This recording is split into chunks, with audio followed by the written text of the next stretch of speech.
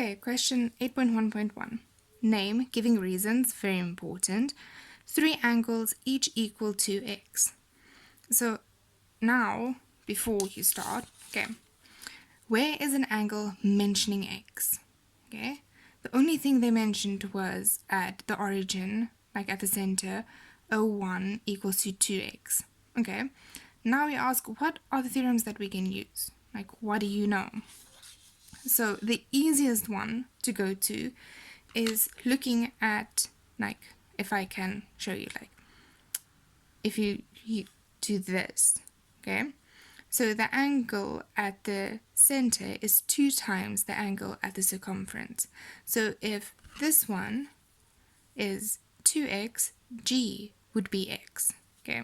So the easiest one is always going like this and out, okay? So that will help you a bit with that. So that would then be our first one. So g equals x, and your reason is going to be center.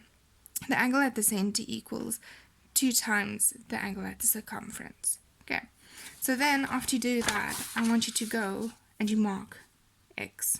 So now we know that one is x. So then we hunt for the next one.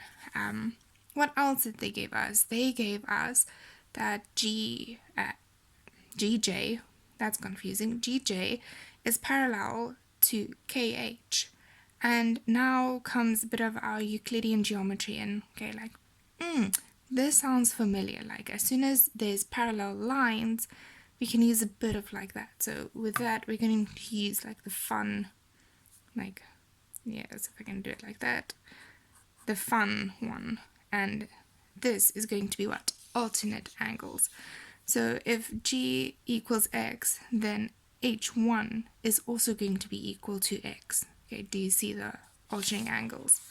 Okay, alternative angles. So h1 equals to x, alternative angles, and please, please, please remember, you need to mention what lines are parallel. So kh parallels gj. Then for the last one, okay, now we said, okay, this one is x, this one is x, and now for the last one, like, where can we find it? And then we say gj, like with a corner at j, h equals to x, which is this one, g j h. And the reason for that being, if this angle, like that's the tan chord theorem, this angle is going to be equal to this one, okay?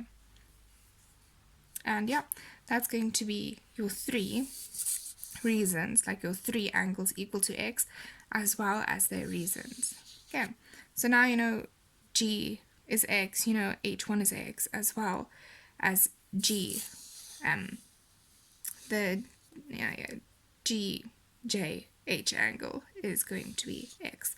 And please, please, please, like, name it, because you might need it in a next question. So go fill it in on your sketch, make a note of it somewhere, just have it close.